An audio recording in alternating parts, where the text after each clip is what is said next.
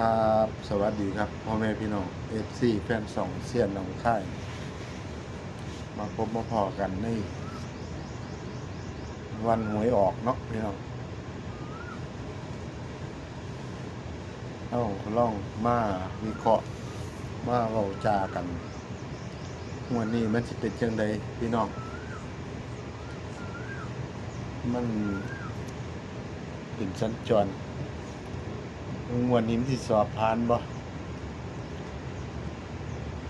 ถ้าสูตรดีสูตรแน่นคิดว่าคือสิบ่มีปัญหาดอกพี่น้องเนาะน่าสิผ่านอยู่เสียดก็มั่นใจอยู่นั่งเบิ่งมาหลายงวดแล้วเอาบ่ได้จัดเต็มจักเทื่อมีแต่ค่าราค่าสั่ง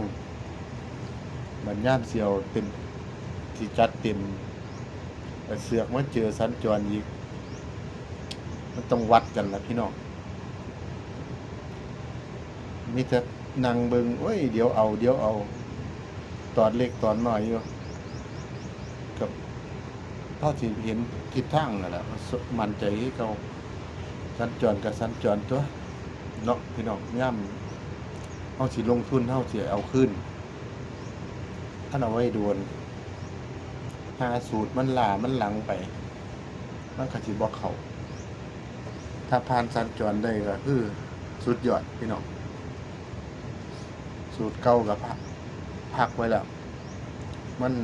จับหลักยากจับทิศทางยากเลขหลายตัวก็เลยมาเอาสูตรใหม่สูตรเริ่มจากหลังปีใหม่มาเนี่ยเข้าต่อเนื่องพี่น้องก็สิเป็นงวดที่5พอดีเป็นงวดที่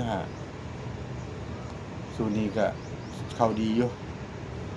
พอสิเดาทิศทางได้ละบนเป็นบนล่างเป็นล่างเอาเข้ามาแล้วก็ฝากกดไลค์กดแชร์กดติดตามเพื่อเป็นกำลังใจให้คลิปต่อไปสิเข้าสิหลุดก็บ่มีไผรู้แค่ความมั่นใจซื่อๆเฮาก็พิจารณาเอาลงทุนเนาะผู้มักผู้ชอบก็จังเอาแต่ว่าทั้งเซียนเนี่ยมักสูตรนี้1,000,000%พุ่นล่ะเพราะว่าบางอย่างก็เห็นแล้ว07บ่ได้กลับเลยพี่น้องข้างบนน่ะจับไปบ่ถึงมันก็ซ่อมสูตรจับให้ทั้ง62 63บ่จับ63ทั้งที่มันมีอยู่โอ้ยเสียดายนั่นแหละก็เลยไปเอา3ออกถ้าจับ62 63นี่จบเลยพี่น้องเข้าทั้งบนทั้งล่างเลยมึงวันนี้มันสิเป็นจังได๋มันสิทั้งบนทั้งล่างบ่คลิปนี้ก็สิมาสรุปโค้งสุดท้ายรอบ2รอบวันหวยออกก็มันสิมีตัวใดก็บนล่างไปเลยเนาะก็คาดว่าเลี้ยวเบิ่งแล้วก็สิโครงการคนละครึ่งก็สิมีอยู่แต่ว่าเฮาก็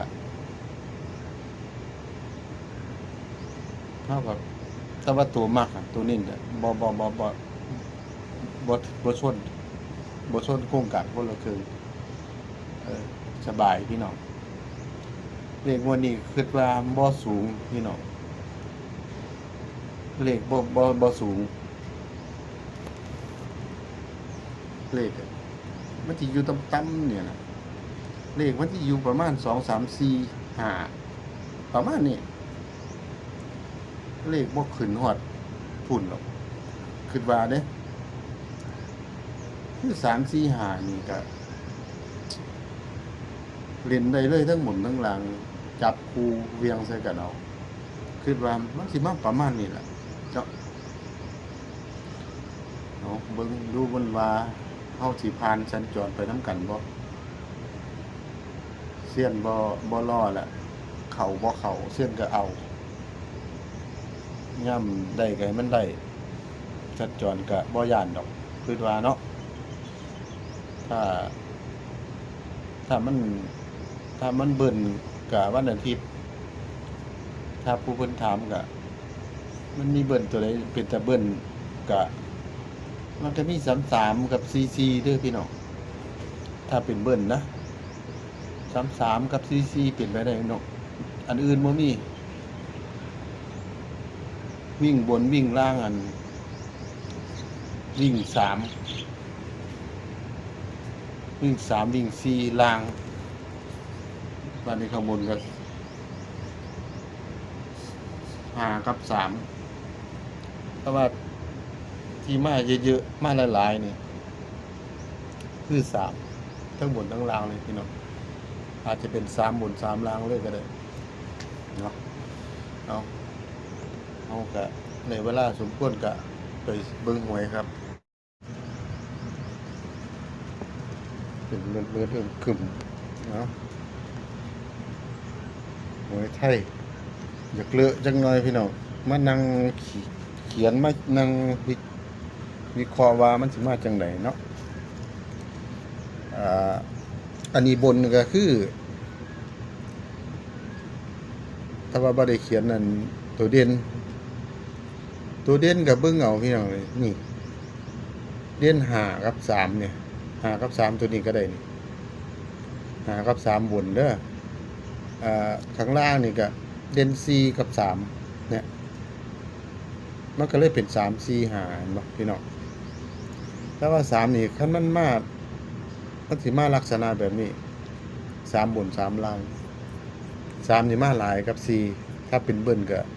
แต่ว่าบ่ได้เขียนให้ฟังเอาถ้าผู้ใดมักเบิ้นก็33 44เนาะพี่น้องเนาะเอากับฟันไปเลยว่า5อย่างเดียว5 9 5 3ตัวอยู่ทั้งข้าง5บ่จับมันสิเป็น9 3เฮ้ย5 9 3มันสิเป็นจังซี่บัดนี้มันมาจังซี่เทียนก็เลยจับเพื่อเนาะมาหลายข้างมาตัวตรงแล้วก็แล้วก็เลยกัน9 3ไว้เลข3ตัวก็4 5 3 3 5 3 2 5 3 3เด้อนี่เอามาส่วนล่างก็หลัก4 4 7 4 2 4 3มานี่ตัวมักตัวชอบก็4 3กัน4 2เนาะ4 7นี่แล้วแต่เสียวบ่เอาบนคือกันเน้น5 3ตัวรอง3 9เด้อพี่น้องเด้อ9 3 3 9อันละเอามีคำนั้นยอก็นี่บ่ได้แล้วพี่น้องแต่ว่าเลข3ตัวนี่เสียนี่มักเลขพี่น้องก็เลขกันนั้นมันเบิ่นมาหรือมันหามหางนี่สิเอาก็เอาบ่เอากันแล้วพี่น้องเสียงก็ขีดเส้นใต้4 5 3 3 5 3 5มันเป็นลดแต้มเป็นลดแต้มเพิ่มแต้มเนาะเลขตัวเดียวกันแล้วพี่น้องแต่ว่าเพิ่มแต้มลดแต้มซื่อๆเอาแค่บอกพี่น้องอยากเลอะจักหน่อยพอบึงได้อยู่มั้งก็ได้เปลี่ยนกระดาษขี้ข้านเขียนไหมพี่น้องเอามื้อนี้กะให้พี่น้อง FC แฟนช่องมีโชคมีหมานลำเรื่อยๆสุขหูสุขคนครับสวัสดีครับ